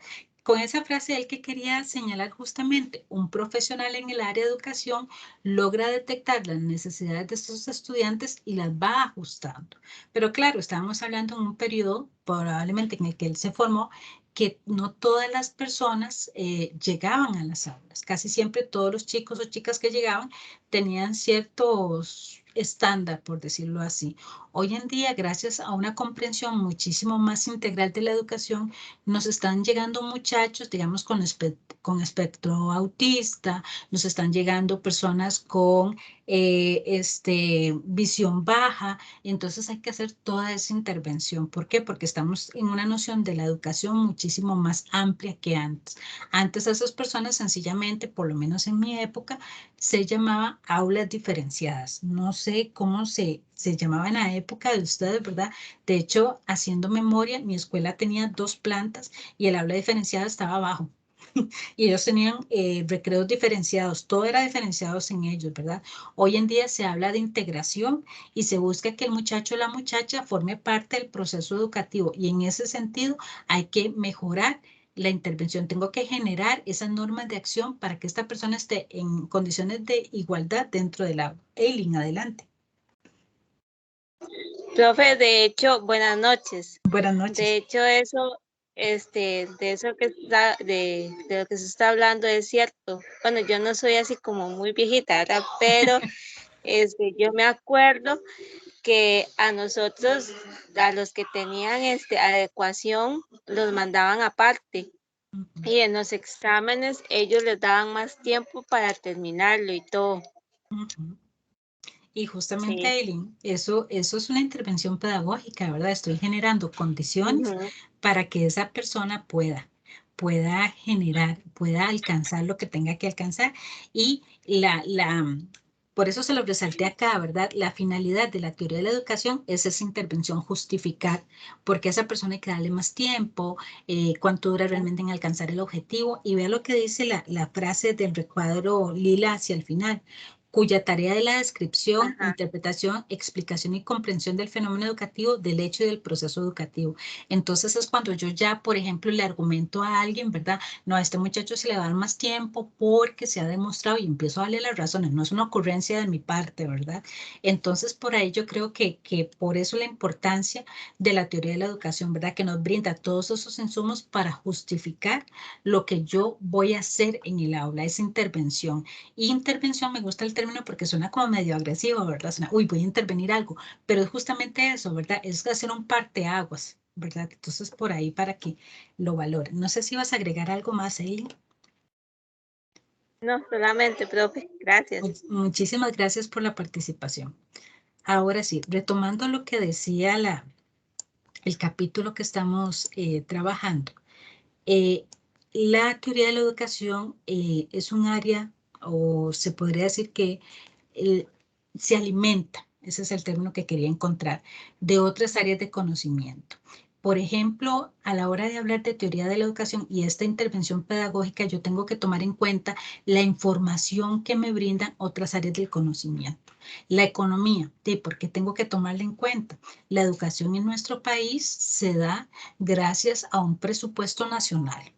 Entonces sabemos que el presupuesto nacional está distribuido en educación preescolar, en educación primaria, en educación secundaria y en educación superior. Entonces, sencillamente, por más que nos duele el alma, si no hay recurso económico y este no está distribuido según las necesidades de cada ciclo educativo, quiere decir que los procesos no se van a dar. Entonces, por eso es importante entender la vinculación entre la educación y la economía. Con la sociología, esto es importante y espero poder dar el ejemplo lo más claro posible. Ustedes han escuchado hablar, por ejemplo, de el Tercer Reich. ¿Han escuchado hablar de los nazis, de Adolfo Hitler? Ok. ¿Por qué estoy citando esto? Porque dentro del sistema alemán de ese periodo de la historia existían colegios, existían escuelas, ¿verdad? Y estas escuelas tenían un alto componente ideológico. Entonces, los alemanes de ese periodo eran formados, eran educados para que ellos mismos se percibieran como la clase aria, como una clase superior, por decirlo de alguna manera. Y toda la educación va a ir en ese sentido, ¿verdad? En cambio, hace un ratito les mencioné, por ejemplo, a Paulo Freire. Paulo Freire establece todas sus teorías desde Brasil, desde su ejercicio docente, y él tenía una manera de comprender a ese estudiante que tenía al frente, que la mayoría de ellos eran adultos. Con esto que quiero ejemplificar, que dependiendo del entorno social, de esas interacciones, como yo las defina, así va a ser el proceso educativo. Entonces, por ejemplo, si yo estoy en una sociedad altamente dogmática o que es muy conservadora, el proceso educativo va a ser de esa manera. Si es una sociedad libre, así va a ser el proceso educativo. No sé si me estoy explicando de manera adecuada esta articulación entre la educación y la sociología. Me indica. Sí. Sí, correcto. Perfecto, gracias. ¿Qué aporte nos viene a dar la psicología? Pues bastante, y ustedes sabrán de eso muchísimo más que yo, ¿verdad? Nos brinda todos esos insumos para entender esa conducta humana, pero esa conducta humana asociada a las emociones, asociadas con la capacidad que tiene ese ser humano de comunicarse con los otros, ya sea sus pares o con el docente, me va a ayudar a establecer los procesos mentales que se dan en diversas etapas de desarrollo, entre otros. La axiología es esa área, ¿verdad? Relacionada también con la filosofía, que lo que va a estudiar son los valores y los principios.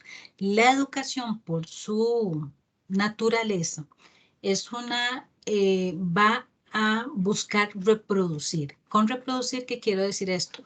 El sistema educativo va a buscar promover ciertos valores y promover ciertos principios. Está muy asociado también con la sociología. Si es un sistema dictatorial, por ejemplo, va a haber como un valor la obediencia y como principio puede establecer el respeto a la autoridad. Entonces, justamente la obediencia y el respeto a la autoridad me va a permitir sostener una sociedad autoritaria, ¿verdad? Entonces, la vinculación que hay entre educación y axiología es que dependiendo de la sociedad en la cual se encuentra, esta educación va a promover, va a declarar como valiosos ciertos comportamientos y principios. No sé si alguno de ustedes me podría brindar un ejemplo de esto que estoy tratando de explicar de la axiología, nada más para verificar si me di a entender.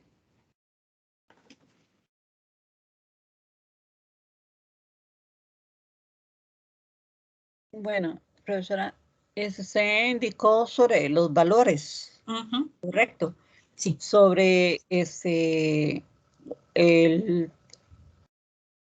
como ejemplo, el autoritarismo, ¿cierto? Sí, Que señorita. usted dijo la obediencia y después El respeto a la autoridad. el respeto a la autoridad. Pero me parece que eso no solo se da en el autoritarismo, sino como sociedad, me parece. O está enfocado de otra manera. Digamos, en ese caso lo estoy diciendo sustentándome, digamos, como en un sistema comunista. Entonces, digamos, por ejemplo, a nosotros sí se nos enseña el respeto a la autoridad familiar, la autoridad legal, pero no es un respeto ciego. Doy el ejemplo siguiente, Katia, si yo voy por la calle y un policía está golpeando a una persona, yo inmediatamente, aunque mido 1,50 m, voy a tratar de detener eso, ¿verdad? ¿Por qué? Porque hay un principio superior ahí que están violentando a una persona, ¿ok? Dentro de un sistema autoritario, ese policía representa la autoridad y yo no tengo derecho a cuestionarle. Ahora sí. A eso me refiero. Ahora sí. Ahora sí. Ok, eso es. Por lo menos nosotros dentro de nuestra sociedad tenemos derecho a cuestionar. O sea, yo respeto a la autoridad hasta cierto punto, pero si esa autoridad está ejerciendo un comportamiento inadecuado, yo lo cuestiono. No me doy media vuelta y sigo. A eso me refiero. Es decir, es como el nuevo sentido o el Action Oriented Approach, que es en inglés, que nos dejan, bueno, la profesora, por ejemplo, usted nos está indicando esto, pero nosotros podemos cuestionar, aquí me parece que algo no me está calzando, profesora. Exacto. Eso es lo que yo pienso de esa situación. Pensamiento crítico, exacto. Correcto, eso es. En ciertas sociedades eso no se permite. Okay. En ciertos regímenes. Ok, ahora sí. Sí, como un ejemplo, que hay ciudades, por citar México, que a los periodistas no se les permite dar cierta clase de información. Por ahí va. Se le limita. Exacto. Entonces, o hasta los silencian. Sí, o los matan, exacto, exacto. Entonces, digamos, en ese caso, por axiología, volvemos otra vez al principio de que dependiendo del entorno social y cultural va a promover ciertos valores y ciertos principios. Esa es la articulación que hay, ¿verdad? Y el ejemplo se los estoy dando de diversos tipos de sociedades. Por ejemplo, en el Islam, ¿verdad? En las sociedades que tienen principios islámicos se van a promover ciertos valores y ciertos principios, ¿verdad? Nuestra sociedad costarricense, digamos que es más flexible y tenemos mayor variedad de valores y principios, ¿verdad? Entonces, por ahí.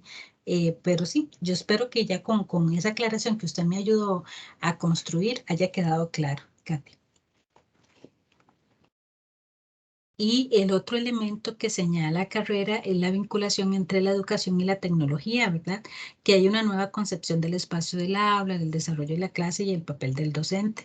Por ejemplo, con el asunto de la pandemia, muchos docentes tuvimos que reinventarnos, ¿verdad? Recomprender ahora el espacio del aula. Ustedes están aquí en mi casa y yo estoy en cierta forma en la de ustedes, ¿verdad? La manera en cómo se establece esta interacción es totalmente distinta. Ya no es eso de que ustedes se movilizan a ciertos colegios o ciertas escuelas o a algunos campus de la universidad a recibir sus tutorías, sino que ahora es un espacio en donde en cierta forma lo compartimos desde nuestra intimidad, ¿verdad? Entonces la tecnología ha permitido redefinir estos espacios de desarrollo de la cuestión docente y del desarrollo de contenidos.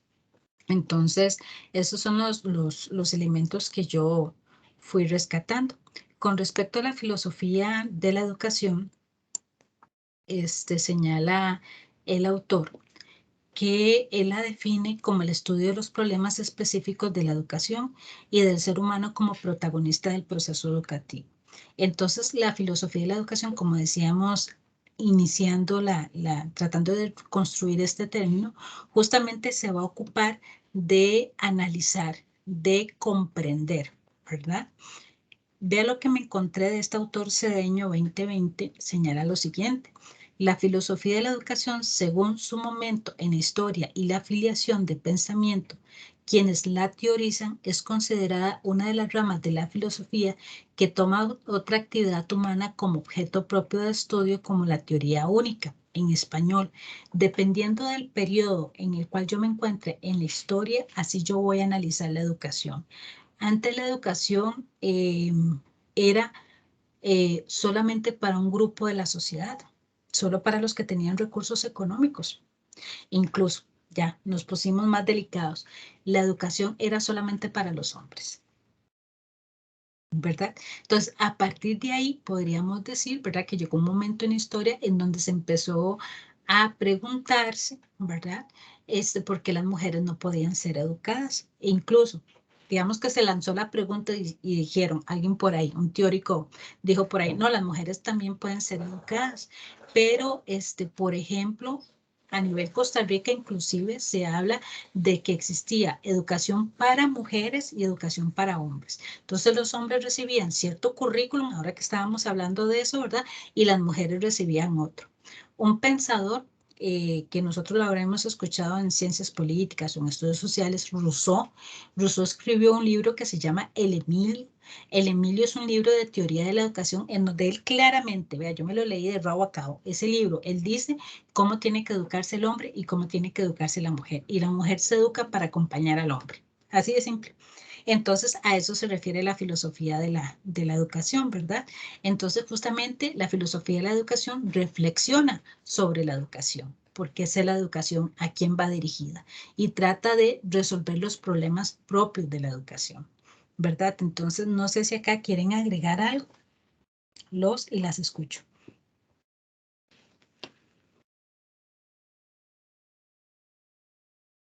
Sí, perdón. Había olvidado ese detalle que Rousseau era el autor del Emilio, pero sí, recuerdo un poco el... Uh-huh. Sí, yo cuando lo leí, le juro que se me hinchó el hígado, pero ya era un hombre de su época, ¿verdad? Entonces, no es por justificar, ¿verdad? Pero él reprodujo un sistema social y construyó todo una teoría para fortalecer lo que estaba en ese momento, ¿verdad? Y obviamente teorizó sobre los problemas específicos, porque probablemente se preguntó qué es lo que necesita un hombre para subsistir en esta sociedad y qué es lo que necesita una mujer. Y a partir de esa respuesta que él se dio fue que surgió el Emilio. Entonces, continuamos un poquitito más por acá con otro término interesante, ¿verdad? Justamente el autor del libro va a decir que la filosofía de la educación se va a ocupar de dos grandes preguntas. ¿Qué es la educación, verdad? ¿Qué es lo que estamos entendiendo por educación? ¿Y cuáles son los sustentos antropológicos detrás de las prácticas educativas? Con esto quiero detenerme un segundito en esta segunda pregunta y a raíz de lo que estaba diciendo ahora del Emilio. Si yo agarro el libro del Emilio y empiezo a sacar, por ejemplo, las 10 cosas, por decir un número, las 10 cosas que Rousseau decía que debía conocer un hombre y las 10 cosas que debía conocer una mujer.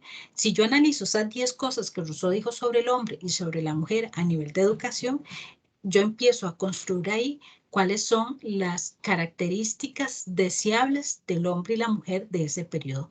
Por eso justamente Carrera señala de que estudia los problemas específicos de la educación. Es decir, siempre la filosofía se va a preguntar qué es la educación, cómo la estamos entendiendo hoy 2021. Adelanto un poquitito, pareciera que para el 2021 la educación es una herramienta que me permite a mí desarrollar tecnología. Todo en este momento, todo es desarrollo de la tecnología para arriba y para abajo, y que el muchacho tiene que saber matemáticas y que tiene que saber esto, las famosas STEM y lo demás, y la parte humana y la parte artística y la parte de idiomas, ¿dónde queda? ¿Verdad? Y volvemos otra vez, si yo visualizo la educación como un medio solamente para desarrollar ciencia, para hacer ingeniería o desarrollar tecnología, quiere decir que detrás de eso yo tengo una visión de ser humano. Yo estoy construyendo un ser humano para la sociedad que se viene acercando. No sé acá si quieren agregar o comentar algo. Los escucho. No, el Emil me recuerda en mis tiempos de escuela. Uh-huh. Como dijo, mi edad es de 48 años cuando estaba en la escuela. Y parte del colegio en los 80s. Uno recibía arte, los hombres recibían artes industriales y las mujeres educación para el hogar. ¿Qué hacía en la educación para el hogar? Aprender recetas, cocinar, coser, eso es lo que recuerdo. Ujú, Me da cuenta que en artes industriales, obviamente, como la palabra lo dice, utilizar herramientas, clavos, construir cajas, todo ujú, eso. ujú. Entonces, entonces, así era la expectativa de aquella época de las mujeres y de los hombres. Exacto, exacto, exacto. Y de manera indirecta, ahí está la visión antropológica de que el hombre es para hacer y la mujer es para cuidar, ¿verdad? Entonces, por ahí, y se reproduce hasta el momento todavía, me parece. Ok, voy a, me encontré este recuadrito, no lo voy a desarrollar todo, pero me gustaría, ojalá que lo puedan ver lo más detenidamente posible. Y no sé si alguno de ustedes me lee el que les llamó la atención así que se quedaron así como, "Oh, mira, no se me había ocurrido. Véanlo con detenimiento y me indican.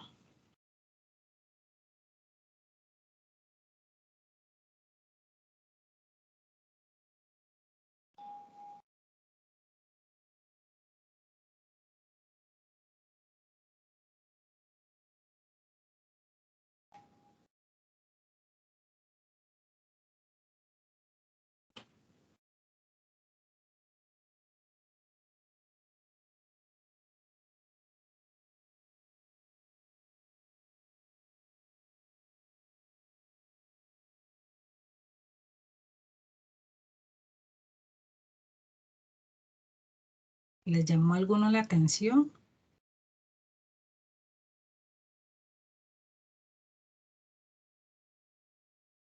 A mí me llamó la atención el existencialismo por la parte que, en la parte de que enseña lo que el Ajá, alumno quiera.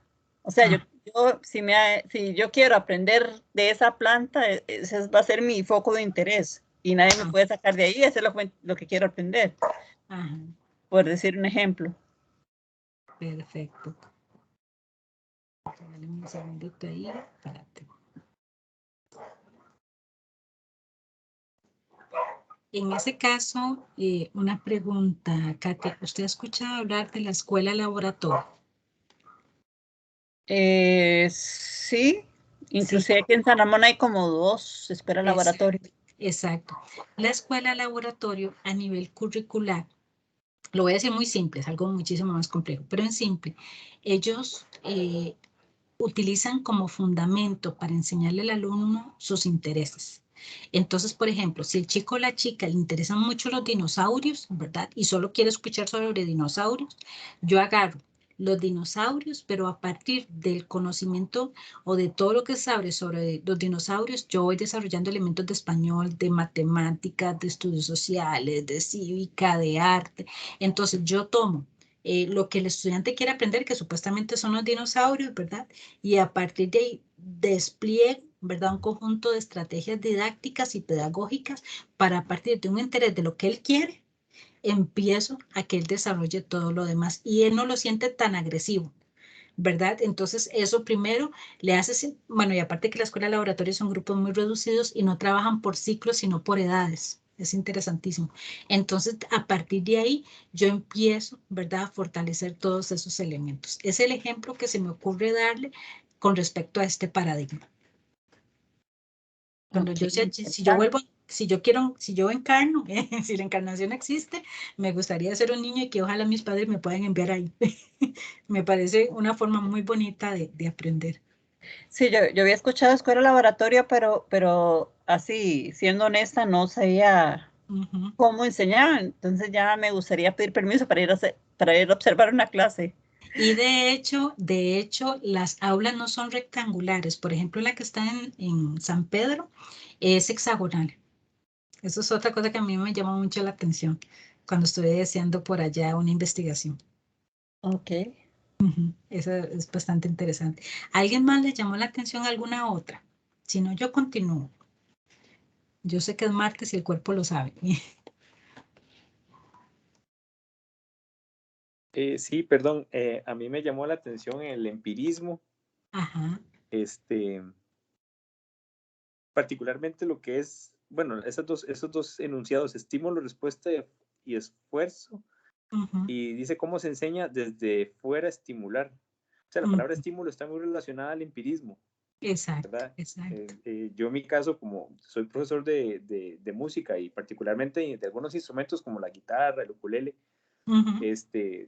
toca lidiar un poco a veces con esas facetas, ¿verdad? Del alumno, ¿verdad? A veces se mueve mucho por estímulos. Es que me gustó mucho tal canción, ¿verdad? Es que me gusta mucho cómo suena. Es que hay una niña que es muy aplicada.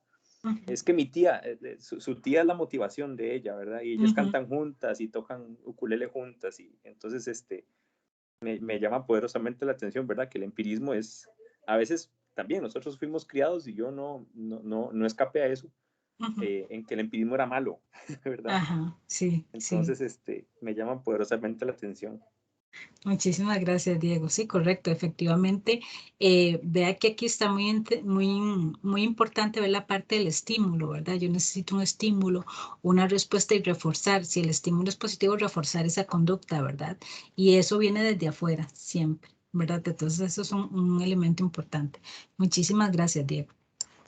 Voy a continuar, si ustedes me lo permiten por acá.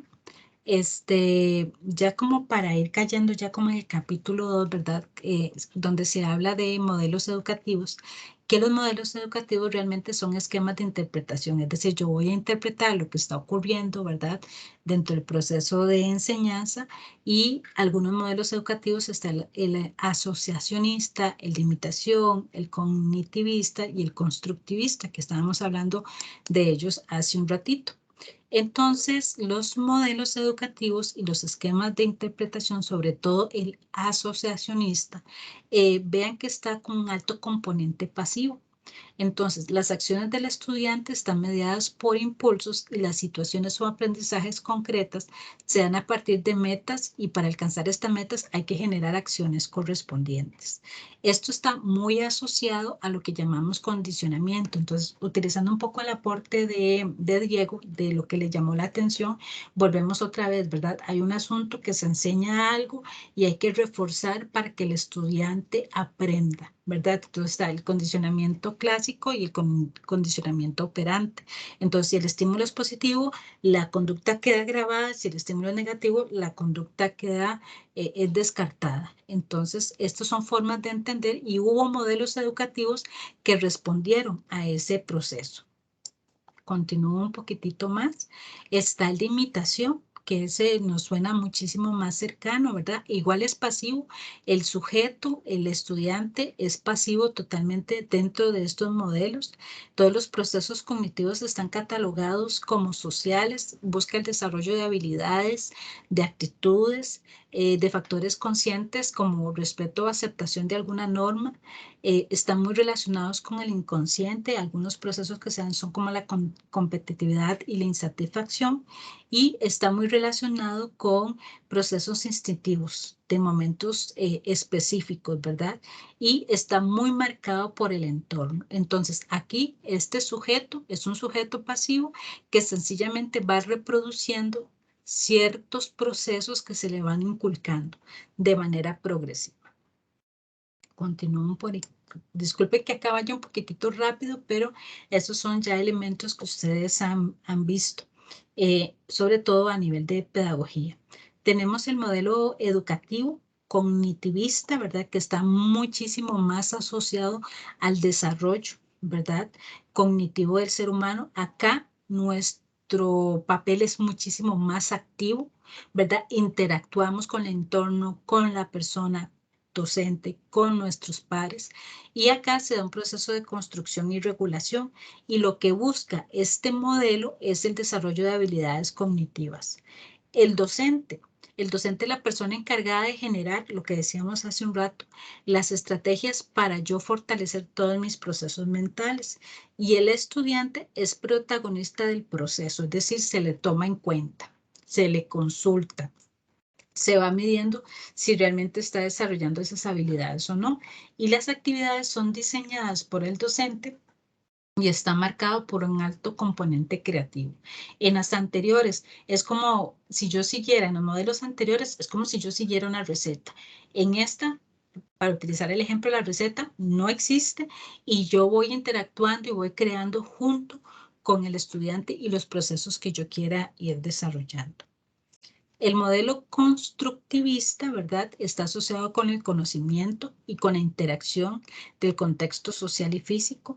Busca 3 elementos primordiales, que es la comprensión, la asimilación y la realimentación. Acá el sujeto es totalmente activo y el papá, uno de los tantos papás, como se dice popularmente, es Vygotsky y Piaget. Vygotsky plantea más lo que hablábamos hace un ratito del andamiaje, ¿verdad? Cómo lo implementaban nuestras profesoras sin decirnos que eso era así. Por ejemplo, si a mí me costaba alguna materia, me sentaban a la par de la compañera que no le costaba. Ahí quieras o no, y por la época ni siquiera se mencionaba, ¿verdad?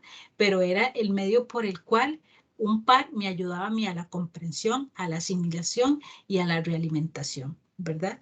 Y en el caso de Piaget, ¿verdad?, él hablaba de estructuras mentales. En simple, ¿qué quiere decir esto? Piaget lo que plantea es que para que se dé, perdón, la asimilación, disculpen.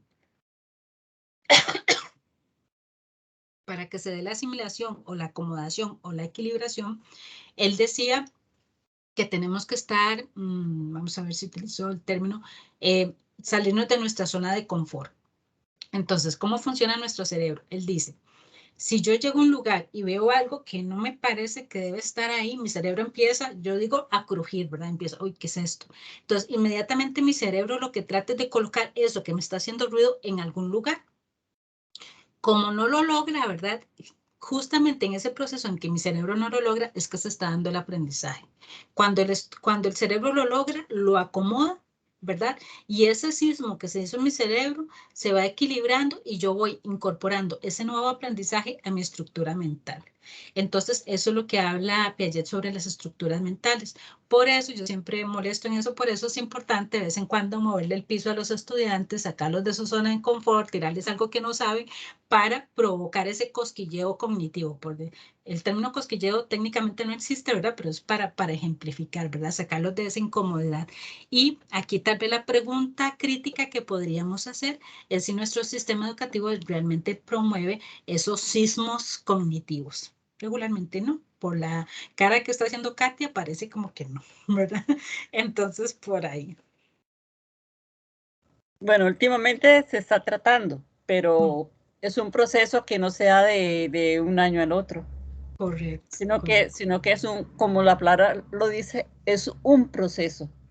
Pero por ahí vamos, para el constructivismo. Se trata de, y se supone que ya estamos en el proceso constructivista, ¿verdad? Sí. Pero en la práctica todavía está costando. No, y hay un elemento bastante alto acá, que es el costo que tiene para el docente, ¿verdad? Implica dedicarle más tiempo, mayores procesos de planificación, etcétera. Entonces, hay un conjunto de condiciones materiales, ¿verdad?, que no han sido atendidas, que son necesarias para poder generar estos procesos. Como el ejemplo que le daba ahora, o sea, la escuela laboratorio es una escuela que los grupos son reducidos. Son grupos pequeños, están organizados no por ciclos, o sea, no existe ni primero, ni segundo, ni tercer grado, sino que existen el grupo de 10 años, el grupo de 12 años, el grupo de 13 años, y ahí van, ¿verdad?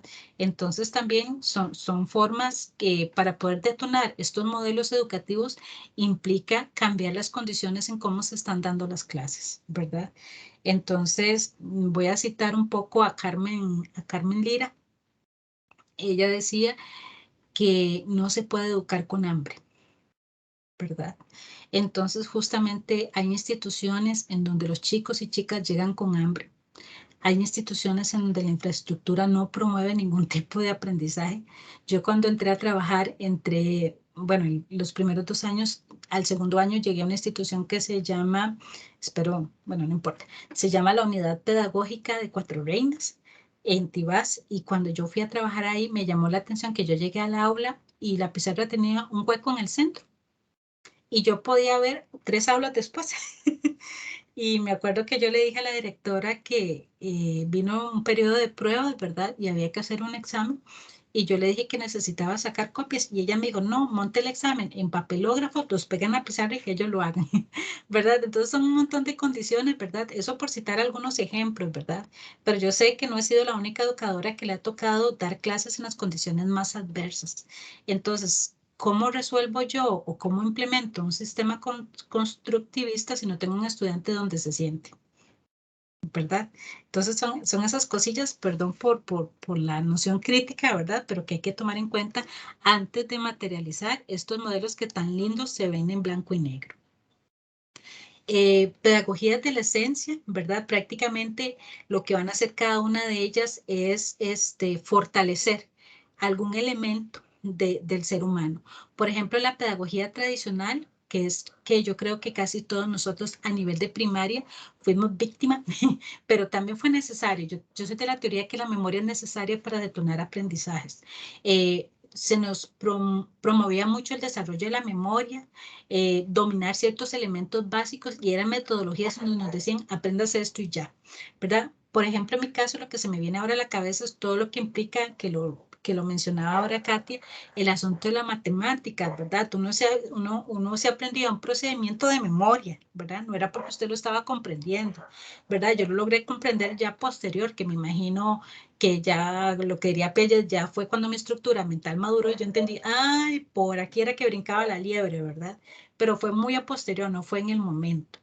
La pedagogía marxista es toda aquella pedagogía que va a promover el desarrollo del pensamiento crítico y va a formar a este ser humano en donde le va a tratar de inculcar que el trabajo es el medio por el cual el ser humano se puede desarrollar. Y el Estado es una figura que viene a organizar y velar por la cohesión social, ¿verdad? Entonces son pedagogías, como lo decíamos hace un principio, ¿verdad? Dependiendo de la visión de sociedad que yo tenga, esto es lo que la educación va a promover. La visión marxista, eso es lo que va a proponer seres humanos críticos, van a proponer que el ser humano sí trabaje, pero que ese trabaje le dignifique, no que le haga a un ser humano que está en desventaja. Y la pedagogía personalista, ¿verdad? Es justamente lo que busca es que las personas tengan la capacidad de comprender el presente y ser críticos ante ellos y aprender a vivir dignamente y edificando su naturaleza dentro de la sociedad actual. También tenemos las pedagogías de la existencia, que están divididas en tres: las activas nuevas, las tecnocientíficas y las existencialistas postmodernas. Las activas era lo que les explicaba hace un ratito, hablando de la escuela nueva de laboratorio, ¿verdad? La motivación es el estudiante.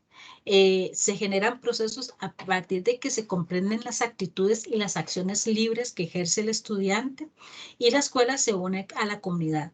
De hecho, la Escuela Nueva Laboratorio, creo que esto ya cambió en los últimos años, ellos no utilizan uniforme, ¿verdad? Eso es un elemento que también nos resulta así como curioso, ¿verdad? Creo que eso ha cambiado, pero en el momento en que yo hice mi investigación, los muchachos y las muchachas no usaban uniforme, ¿verdad? En este principio, ¿verdad? Dejémoslos aprender libremente. Las pedagogías tecnocientíficas tienden mucho a cosificar, o sea, este sujeto tiene un valor porque va a poder insertarse dentro de un sistema productivo. Está muy asociado y lo pueden asociar un poquitito con los colegios técnicos profesionales, por decir así. Entonces, el estudiante entra, inmediatamente pertenece a una especialidad, a partir de la especialidad adquiere todos los conocimientos, es una educación muy individual y tiene un alto componente del desarrollo de la actividad tecnológica, un poquitito como para ejemplificar. Los existencialistas podríamos asociarlos como con los colegios humanistas o como un colegio que ya viene, lástima, de capa caída, y tal vez el compañero acá me puede criticar el comentario que voy a hacer, pero realmente a mí sí me duele mucho, el Colegio Castella. El Colegio Castella es uno de los colegios, si a mí me preguntan, a nivel histórico, ¿verdad?, que marcó todo el desarrollo artístico del país durante un periodo y realmente abrió un espacio para que los jóvenes o los niños que tenían tendencias altamente artísticas pudiesen formarse y formarse de calidad en edades tempranas en la parte artística. Entonces, digamos, un ejemplo de esta pedagogía se puede ver justamente en el desarrollo del Colegio Castella, ¿verdad? Que es esta toma de conciencia en donde yo me reconozco como un sujeto que tiene un conjunto de habilidades artísticas, estoy utilizando el ejemplo, se busca que los muchachos se autogestionen, entonces los niños y los jóvenes tenían la capacidad de experimentar diversos instrumentos y al final como perfilarse hacia el instrumento que más o la actividad artística que más le llamase la atención, ¿verdad? Se promovía una noción integral, una comprensión integral del estudiante y va aprendiendo lo que conforme ellos van necesitando. No sé, Diego, si hice bien la defensa del Colegio Castella o no. Sí, sí, claro que sí. Yo no he trabajado ahí, pero sí conozco el entorno y tengo varios colegas que trabajan ahí, ¿verdad? Entonces sí, totalmente. De hecho, Muchísimas. perdón, si Sí, se me permite la anécdota, claro. trabajando en un colegio en San Rafael de Heredia, un colegio privado, un papá una vez me hizo una acotación, pues honestamente fue tan inoportuno que pues no quise responderlo honestamente porque había mucho que responder, pero el papá tenía una queja respecto a la clase de música que yo estaba dando y tenía mucho que ver con lo curricular. Lo que pasa es que él no sabía, ¿verdad? Él simplemente quería que, en resumidas cuentas, pues que yo le enseñara a los niños y particularmente a su hija con toda la exigencia que demandaba el Castella, ¿verdad? Pero bueno, pues, cuando él hizo el comentario en una reunión de padres de familia, a mí se me pasó por la mente toda la estructura del colegio, ¿verdad? Que ahora la conozco, bueno, ya después de la definición que usted hizo, la entiendo mucho mejor, pero en ese momento incluso, que yo estaba dando mis primeros pasos en la educación, me fue muy, muy difícil buscarle una respuesta correcta, ¿verdad? Entonces, yo le dije al señor, bueno, después podremos hablar, ¿verdad? Y nunca Nunca retomó. conversamos, pero el padre de familia tenía una expectativa sumamente alta de la clase de música, extremadamente alta, y el currículum no me lo permitía, ¿verdad? Incluso los instrumentos que teníamos, a pesar de que era un colegio privado, esto es muy interesante, porque hay una percepción también de los colegios privados que son tienen mucho poder adquisitivo. En ese que yo estaba, no, particularmente. Entonces, hay unos problemas increíbles con los instrumentos de la banda, las liras malas, o sea, eran cosas, ¿verdad? Que yo estaba muy, muy limitado. Y para mí era muy acongojante tan siquiera buscarle una respuesta correcta al señor. Entonces no le respondí al final, ¿verdad? Pero sí, es muy interesante, digamos, porque retomando un poquito el tema del existencialismo postmoderno, aunque el señor estaba muy equivocado con sus expectativas respecto a la institución donde yo trabajaba, sí se ha generado una conciencia, digamos, de que esa institución cumple con esos objetivos, ¿verdad? Entonces, claro, hay mucha gente que espera que un colegio en algún momento llegue a ser así. Y ojalá haya más colegios así en el futuro, ¿verdad? Sería lo ideal. Ojalá, sí, ojalá. Cualquier cosa ahí lo lanzamos a usted como ministro de Educación y se acuerda de nosotros. No, claro que sí. Muchas gracias. Ok, perfecto, gracias, Diego. Y ya como para finalizar, esta es la bibliografía que yo consulté para poder acompañarles a ustedes en este proceso de comprensión de los conceptos. No sé si habrá algún comentario, alguna pregunta. Iván, adelante. Profe, vieras que viendo eso de la bibliografía y todo eso, me recuerda el trabajo que tenía que hacer ayer. Dígame. Ya estoy, pero lo que se llama cansada de tantas cosas, de ver eso. Imagínense que tenía que entregar una infografía Ajá, y me llevé mínimo como 8 o 12 horas haciendo. haciéndolo. Sí. Véalo por el lado amable, Ivania. Cuando uno hace la primera dura 8 horas, en la segunda dura 4 y ahí va mejorando, se lo digo por experiencia. Toma bastante tiempo.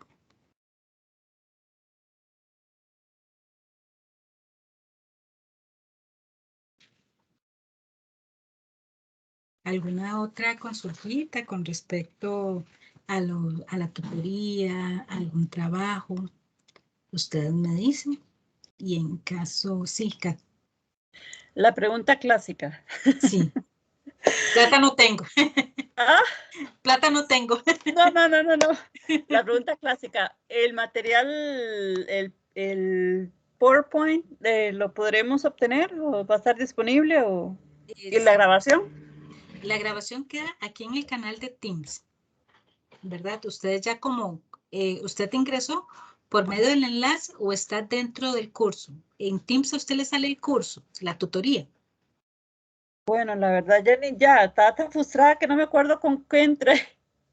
Permítame un segundo. Yo creo que fue por el enlace. Por el enlace. Permítame un segundo, Katia, para verificar una cosita. Permítame. Ok. Voy a compartir un grito por acá. Permítame un segundo para mostrarle y tal vez le quede más claro. Vamos a ver, acá.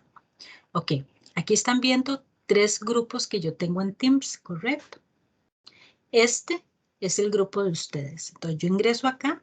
En teoría, en Teams, si usted tiene la aplicación descargada en su computadora, a usted le tiene que salir este. Porque yo ingresé a cada uno con el correo que a mí me facilitaron. Entonces, aquí yo abro, ¿verdad? Aquí sale que estamos reunidos. ¿Lo ves por acá? Ajá. Ok, cuando yo le doy acá en... Permítame acá, voy a bajar. Acá. Yo acá los ingresé a ustedes con los correos. Espero no estar violentando la privacidad de nadie. Aquí los ingresé a cada uno de ustedes. Entonces, acá está usted, Katia. ¿Qué correo tengo yo? Perdón. El de la UNED. Ok, Katia, perfecto. con S, tiene que salir de acá. Entonces, aquí, cuando yo termine la grabación, va a quedar un videito acá abajo. Y usted lo puede descargar. Y yo aquí en archivos, en materiales de clase, les voy a dejar el PowerPoint para que ustedes lo puedan consultar. ¿Le quedó claro, Katia? Sí, señorita. Ah, ok. Cualquier cosa, si por A o por B no les aparece algo, ustedes me envían un correo electrónico y a ese correo que ustedes me envían, yo les reenvío la información. Yo no tengo ningún inconveniente. Ok. Entonces, por mi parte, espero no haber violentado la paciencia de ustedes, ¿verdad? Y espero haberles colaborado en alguito. No, hombre, me encantó. Súper. Ay, qué dicha. Súper. Ya dejo sudar chayotes, entonces. No, la que sudaba chayotes era yo que no podía ingresar. Yo. Pero no. Qué horror. Adelante, Tengo una consulta sobre la tarea. ¿Usted va a entregar el material o lo suben al campus virtual? ¿cuál de las tareas, Iván? La de... La tarea 1. Sí. Un crimen llamado educación es. Ajá. El material ya se encuentra en la plataforma. Ya está. Profe, Sí. profesora, Sí. con eso, digamos, hay que hacer solamente de 2 a 3 páginas fuera de la introducción y fuera de la conclusión. Exactamente. O sea, el trabajo entonces tiene que llevar introducción y conclusión. Exacto. Así como usted lo está diciendo. Yo creo que Ok, gracias, profe. creo que les va a gustar mucho ese video. Yo lo vi detenidamente y quedé como lo que yo hice. Voy a poner. Sí, Yo lo vi los primeros minutos y muy interesante porque a pesar de que es en otros países, es fiel reflejo, o sea, Latinoamérica, incluyendo Costa Rica. Adelante, Eileen. Sí, no, yo también estaba viendo un poco lo que era el documental y es demasiado interesante. Sí, yo espero que con el documental más esto que hablamos hoy, ahí les quede algo hermoso de tarea. Yo con mucho gusto lo voy a leer. Muchísimas gracias, profe. No, con muchísimo gusto. Estoy a la orden por medio ya sea de la plataforma o por correo electrónico y estoy a la orden. No me queda otra cosa que decir que eso. Gracias. Gracias, profe. Excelente, que tengan una excelente semana y fin de semana y a cuidarse mucho, que aunque digan que la pandemia ha pasado, hay que cuidarse. Exactamente. Hasta luego. Bueno, profesora, muchas gracias. Muchas gracias.